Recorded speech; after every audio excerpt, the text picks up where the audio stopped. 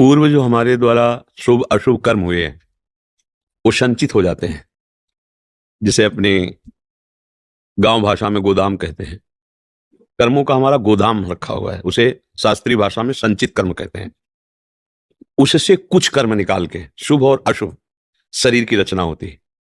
दोनों मिश्रित है, शुभ कर्म और अशुभ कर्म। अब उनके द्वारा रचित शरीर से हम चाहे अशुभ कर्म करें या शुभ करें, यह क्रियमाण होगा, इसका उससे कोई जुड़ाव नहीं है। आप शुभ कर्म करोगे और आपका अशुभ कर्म का परिणाम आ रहा तो आपको भारी दुख भोगना पड़ेगा शुभ कर्म करते हुए भी।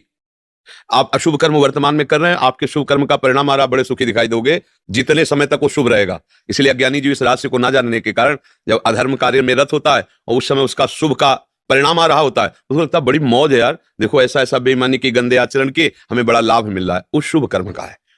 अब हमारा भाग्य बदलने का ये मानव देह देकर भगवान ने अवसर दिया है। हमारा भाग्य दो ही से रचा है, शुभ और अशुभ से, और कुछ नहीं हमारे भाग्य में, केवल शुभ और अशुभ है। भगवान कृपा करते हैं तो हमारा सौभाग्य उदय होता है। जब द्रवहि दीन दयालु राघो तो साधु संगति पाइए, ये भगवान की कृपा से हुआ। हमें संतों का संग मिला, शास्त्र स्वाध्याय करने का अवसर दिया और हमारे मन में निश्चय हुआ कि अब मुझे भगवान का भजन करना है। एकमात्र भगवान की शरण में होकर, प्रियालाल की शरण में होकर जब उनका भजन शुरू किया तो भजन का कार्य है, सबसे पहला कार्य भजन क्या करता है, वो जो हमारा गोदाम जमा है ना शुभ अशुभ का, उसमें आग लगा देता है, भस्म कर देता है। जब तक वो भस्म नहीं होता है तब तक हमारे अंदर शुद्ध ज्ञान प्रकट नहीं होगा। जहां हमारे अंदर शुद्ध ज्ञान प्रकट हुआ तो प्रारब्ध भोग हमारे लिए खिलवाड़ हो जाता है। जो शुभ अशुभ कर्मों का परिणाम है ना, वो शुभ में हर्षित नहीं होगा और अशुभ में शोकित नहीं होगा। अब वो आगे बढ़ पड़ा, अब उसका भाग्य बलवान होता चला जा रहा है, क्योंकि शुभ अशुभ से रहित होकर वो जीवन मुक्तता की तरफ बढ़ रहा है। तो बोले बड़े भाग पायु सत्संगा, भाग कब बड़े हुए, शुभ अशुभ से रहित होकर। कब, बिना ही प्रयास होई भव भंगा, अब संसार से मुक्त होने का अवसर आ गया। अब हमारा ये नवीन भाग्य बना जिसमें भगवत प्राप्ति लिख गया।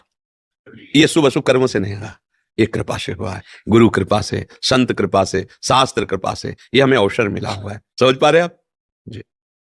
महाराज जी आपके चरणों में कोटि कोटि प्रणाम। महाराज जी, ब्रह्म, परमात्मा, भगवान, त्रिपाद विभूति का ज्ञान क्या है? आत्मा का स्वरूप क्या है? उसका ज्ञान कैसे हो? भक्तजन जिन्हें प्रेम से भगवान पुकारते, जो षडैश्वर्य संपन्न भगवान है, ज्ञानी जन उसे आत्मा स्वरूप से, योगी जन उसे परमात्मा स्वरूप से। जैसे जल कहो या तोय कहो या पानी कहो, बात एक ही है। उसी को आत्मा कहा गया, उसी को परमात्मा कहा गया, उसी को ब्रह्म कहा गया, उसी को भगवान कहा गया। प्रेमी का प्रीतम भी वही है और वही चराचर रूप में भी वही है। समझ रहे ना? अब इसको प्राप्त कैसे किया जाता है? गुरु की शरण में होकर के, उनके द्वारा प्रदत्त साधना में रत होकर, साधना के अभिमान का त्याग करके, तीनों देहों से, स्थूल सूक्ष्म कारण तीनों से अपना संबंध हटाकर जो बचा वो हमारा आत्मस्वरूप होता है। अब ये कहने में तो इतना हो गया, और इसके लिए जन्म जन्म मुनि रतन कराहे। शरीर का देहाभिमान इंद्रियों और मन को लेकर जो विषयों में विचरण करता है, सारा ज्ञान इसी को हटाने के लिए है। और हम सारा ज्ञान शास्त्री इसलिए सीखते हैं कि हमारी इंद्रियों को हमारे मनमानी भोग मिले, हमें सम्मान मिले, हमें प्रतिष्ठा मिले। तो देहाभिमान पुष्ट हो गया। आत्मस्वरूप के ज्ञान की तो बात जाने दो, वो साधारण सदाचार को भी नहीं निर्वाचक कर सकता। और ज्ञान है, शास्त्रों का ज्ञान है, शास्त्रों का ज्ञान है, लेकिन शास्त्र ज्ञान जिसके लिए हमें प्रयोग करना चाहिए हम भूल गए, तो शास्त्र ज्ञान अज्ञान ही है। इसलिए नायमात्मा प्रवचनेन लभ्या न मेधया न बहुना श्रुतेन। बहुत बुद्धिमान है तो भी नहीं, बहुत प्रवचन कर लेता तो भी नहीं, बहुत प्रवचन सुनता है तो भी नहीं। जो गुरुदेव की शरण में होकर आत्मस्वरूप गुरुदेव का वर्ण कर लेता है तो मोक्ष मूलम गुरु कृपा उनके आश्रित हो गया, तो देहाभिमान गलित हुआ, जो बचा वही स्वरूप है। जितना चिंतन सब डिलीट कर दो, जो अचिंत्य है वही बचा, वही आपका स्वरूप है। अब सारा जीवन इसी में लगाया जाता है। अब चिंतन को डिलीट करना बड़ा कठिन है। बातें चाहे कोई बुला ले, देखो जब शास्त्र की बातें की जाती है तो एक अलग बात होती है, और जब उस पर चला जाता है ना तो पता है ना कितने पापड़ बेलने पड़ते हैं, तो उसका अनुभव होता है। इसीलिए प्रश्न का सही कर्ता और सही उत्तर तभी दोनों का मिलेगा जब शाब्द ब्रह्म का पारगामी विद्वान और पार ब्रह्म की अनुभूति से युक्त हो। अब केवल शाब्द ब्रह्म शास्त्र का ज्ञान है, पार ब्रह्म की अनुभूति नहीं, तो ना उत्तर समझ में आएगा ना उत्तर दे पाएगा। सारा ज्ञान केवल देहाभिमान को मिटाने के लिए है। मना कष्टान इंद्रियाणी प्रकृति स्थानी कर सती, इस आकर्षण पर विजय प्राप्त करके जैसे स्वरूप को प्राप्त करने की चेष्टा की, वही शास्त्र ज्ञान सफल हुआ। नहीं तो भैया शास्त्र ज्ञान करके हम कूड़ा करकट ही बटोर रहे हैं। रुपया पैसा भोग सामग्री प्रणाम नमस्कार ख्याति क्या है? कूड़ा करकट है, कूड़ा करकट, इसी को बटोर रहे हैं और हम अपने को कहते हैं शास्त्र ज्ञानी। हमारे गुरुजनों ने कहा सम्मानम कल्याति घोर गरलम नीचापमानम सुधा, श्री राधा मुरलीधरो भज सके वृंदावन मात्यज। हमारे गुरुजनों ने, महापुरुषों ने कहा प्रतिष्ठा सुकरी बिष्ठा गौरवम घोर रौरवम। कहां मान रहे हैं?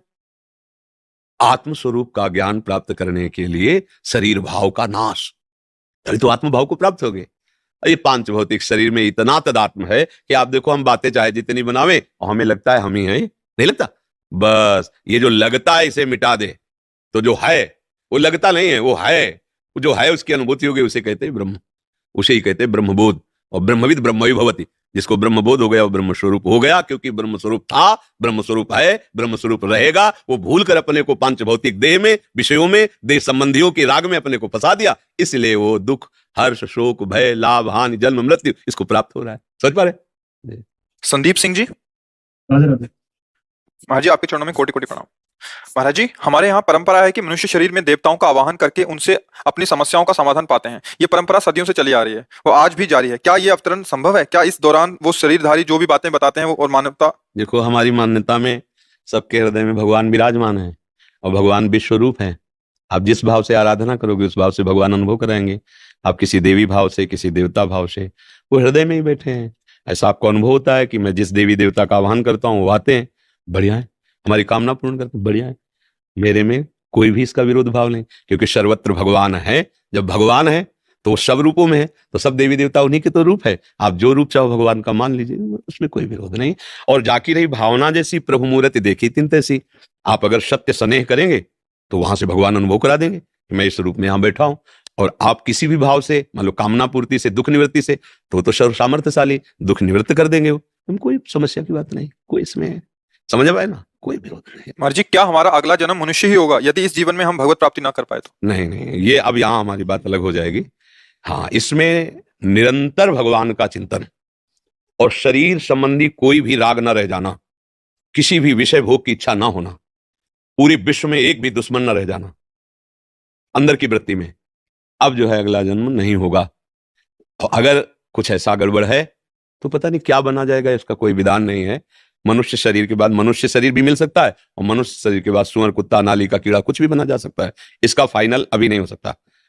जैसे लड़के दौड़ रहे हैं तो बोले इसमें वो फर्स्ट आएगा क्या? बोले अभी कुछ फाइनल नहीं। नहीं बोले आगे चल रहा है इसलिए। बोले कोई फाइनल नहीं, जो इस जांच चिन्ह रखा गया है वो आगे कौन पहुंचता है तब देखा जाएगा, तब फाइनल हो सकता है। अभी तो दौड़ अच्छी लगा रहा है, शायद आगे ढीली हो जाए, शायद आगे फंस जाए। तो फाइनल पे एक महात्मा भिक्षा मांगने जाते थे, तो एक गांव में ऐसे विनोदी स्वभाव की वृत्ति वाले कुछ लोग होते हैं।